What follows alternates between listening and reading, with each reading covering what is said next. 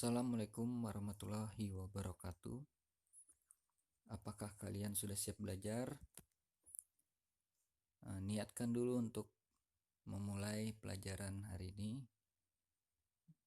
agar ilmu yang diberikan bisa bermanfaat. Oke, kita kali ini akan membahas matematika wajib kelas 12, yaitu dimensi 3.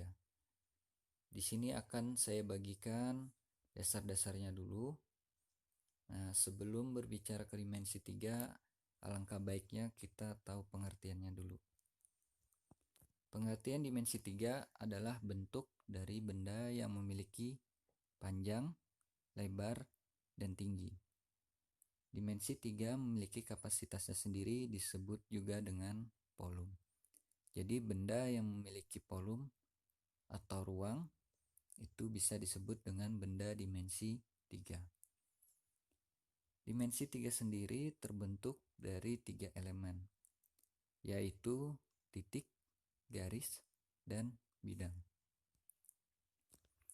Nah, untuk penerapannya sendiri antara lain pembuatan lemari, guci, anyaman, keramik, vas bunga, dan lain-lain. Oke, kita lanjut ke materinya langsung. Yang dibahas kali ini kedudukan titik, garis, dan bidang. Jadi di sini nanti ada 4 subbab yang akan kita bahas.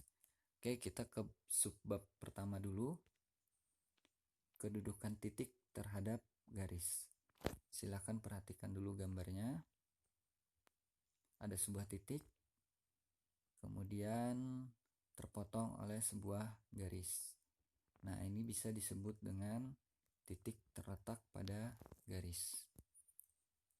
Kemudian ada sebuah titik lagi dan lepas dari sebuah garis. Ini disebut dengan titik berada di luar garis. Kemudian kita lanjut ke subbab 2. Kedudukan titik terhadap bidang.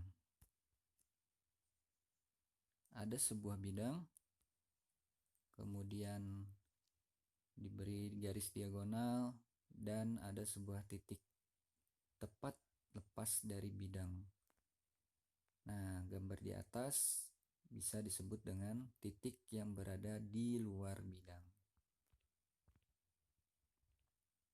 Masih dengan bidang, kemudian ada titik lagi berada pada bidang.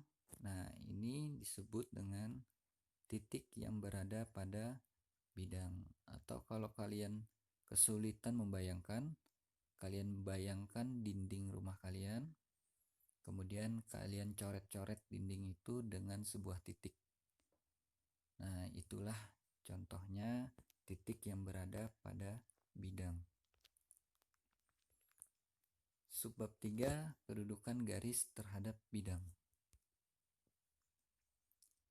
Nah, disajikan lagi sebuah bidang, kemudian ada sebuah garis. Nah, ini sama seperti titik tadi. Jadi bidangnya kalian garis atau menggambar di atas bidang sebuah garis. Nah, itu sebutannya garis yang terletak pada bidang. Kemudian gambar yang kedua, ada sebuah bidang dan ada sebuah garis. Nah, ini disebut garis yang sejajar dengan bidang, dengan syarat antara garis dan bidang itu memiliki jarak yang sama dari ujung ke ujung. Jadi kalau kita lihat dari samping, itu bentuknya seperti sama dengan.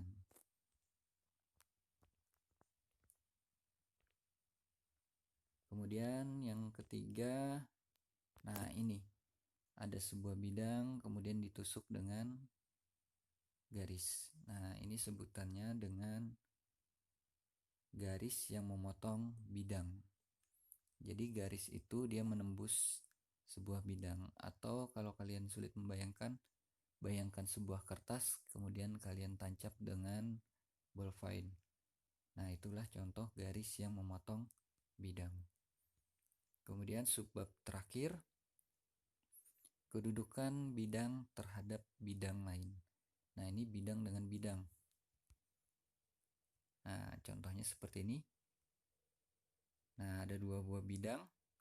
Nah, ini kembali lagi dikatakan sejajar jika ujung ke ujung memiliki jarak yang sama.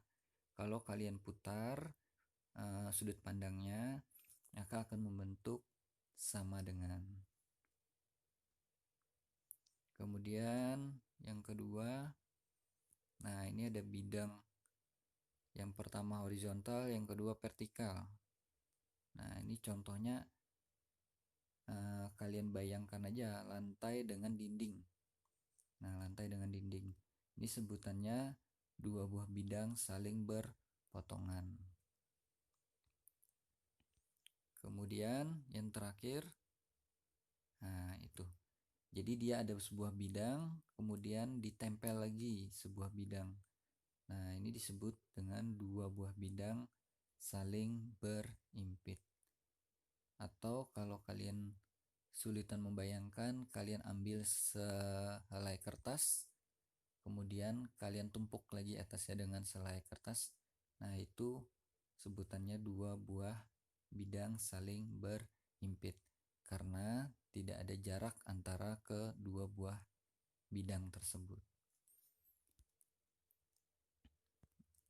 Nah, untuk pertanyaan atau masih belum paham atau kurang paham, silahkan kalian tanyakan saja di kolom komentar. Untuk part 2-nya nanti akan menyusul materi selanjutnya. Cukup sekian pembahasan materi di awal ini. Wassalamualaikum warahmatullahi wabarakatuh.